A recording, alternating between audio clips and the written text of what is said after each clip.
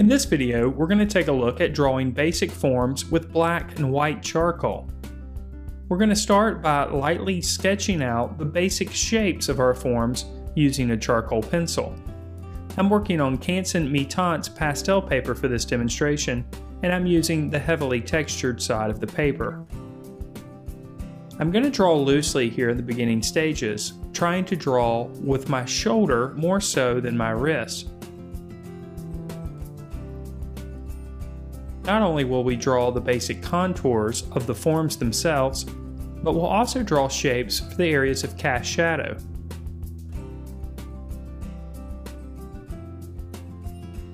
Now, for any drawing that we create, we want to create the illusion of a light source. To create this illusion, we'll make sure that we have convincing highlights, areas of midtone, as well as areas of coarse shadow, and locations of cast shadow.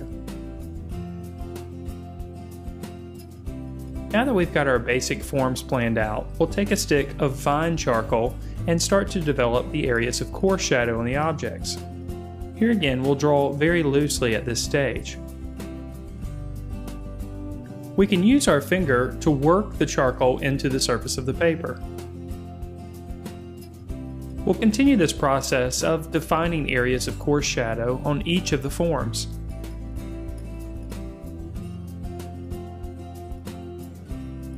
As you work and blend the material into the surface of the paper, don't worry about getting too messy.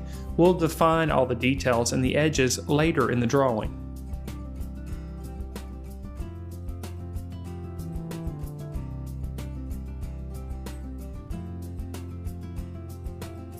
We'll also go ahead and define the shapes of cast shadow.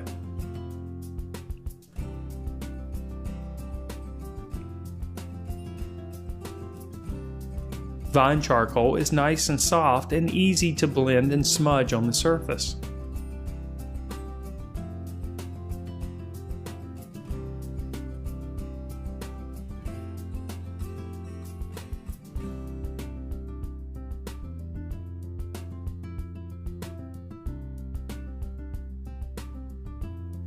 Now we'll take a stick of white compressed charcoal and we'll start to develop the areas of highlight.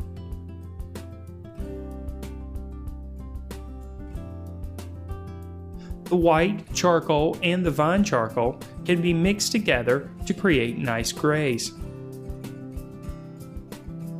We'll start to establish zones of transition where the highlighted areas meet the darker shadowed areas.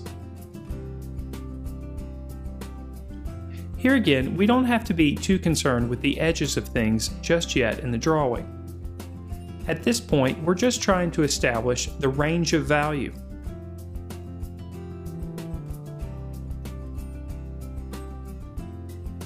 We'll also develop the surface that the forms are sitting upon. We'll start with a bit of white charcoal.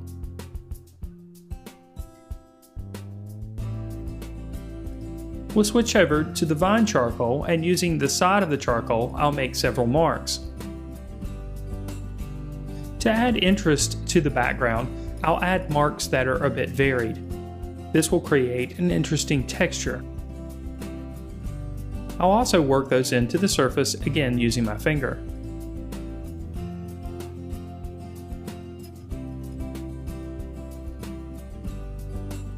We'll continue with a light application in the background with the vine charcoal, working it in with our finger as we go.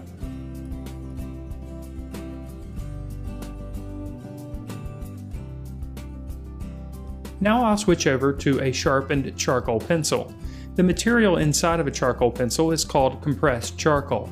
It's quite a bit darker than vine charcoal and harder to smear or smudge. It should be noted that compressed charcoal is also harder to erase. Here we'll use the charcoal pencil to redefine the cast shadow made from the rectangular form. We'll work it into the surface of the paper using a blending stomp. We'll continue to apply the compressed charcoal with the pencil in several areas throughout the drawing. Since the compressed charcoal is a bit darker, it will allow us to push our darker values a bit further, increasing the range of value in the drawing. We can also work in the applications of compressed charcoal using a blending stomp. As we work with the compressed charcoal pencil, we can continue to refine the shape of objects.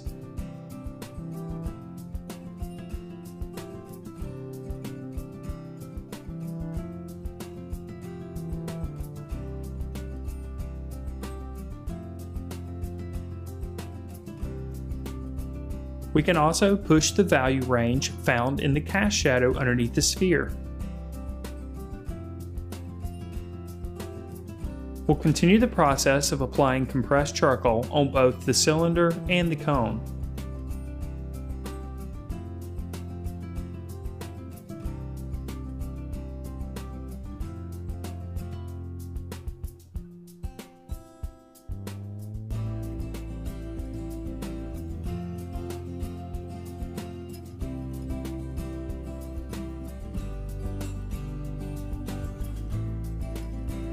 And here again, we can continue to refine the overall shape of the forms. We can push the value range even further by applying some white charcoal in areas. This will help make our shadows appear even darker, increasing the contrast between the shadowed areas and the lighter areas.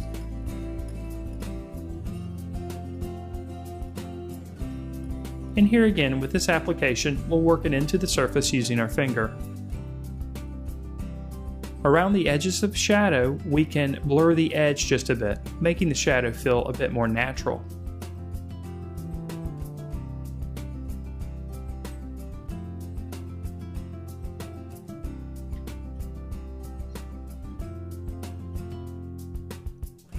We'll continue to add the white compressed charcoal all the way around all the forms, increasing the contrast and defining the edges of the forms a bit further.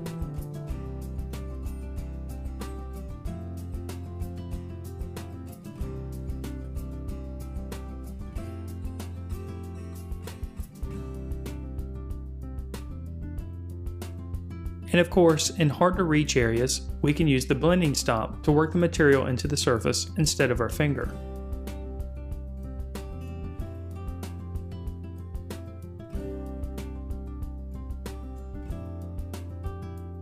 We can refine edges even further with the black compressed charcoal. As you can tell, it's a process of pushing and pulling the dark values. We'll make the lighter values lighter and the darker values progressively darker, increasing the contrast and increasing the value range in the drawing.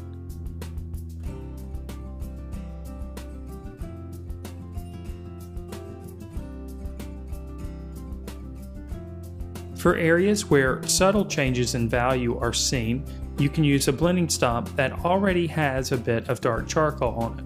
In this case, we'll establish a bit of cast shadow on the front edge of our rectangular form. It's a very soft cast shadow, however, and the blending stomp alone does the trick. Now we'll use a white compressed charcoal pencil to refine our highlights even further. Using the pencil, of course, allows us more control of the mark that we make.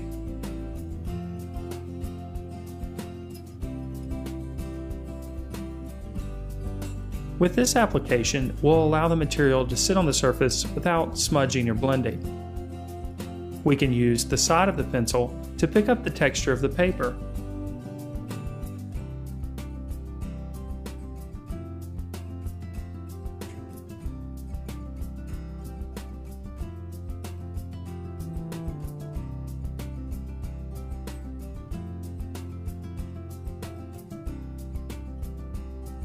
We can refine the edges of objects further if we like.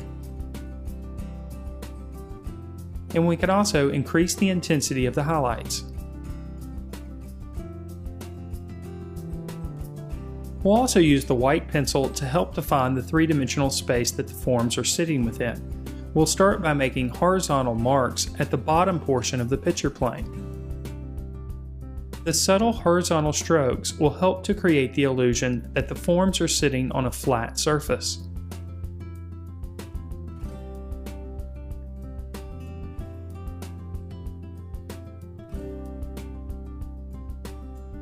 In the background, we'll create vertical marks to help create the illusion of space. This subtle contrast in the directional lines will help to create the illusion of three-dimensional space.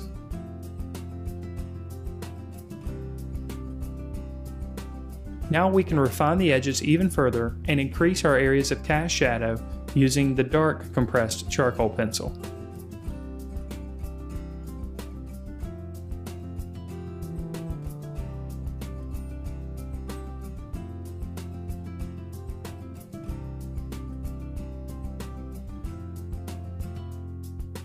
We'll also use the dark compressed pencil in the areas of coarse shadow on the objects. And just like we did with the white compressed charcoal pencil, we'll allow these marks to stay on the surface without any blending or smudging.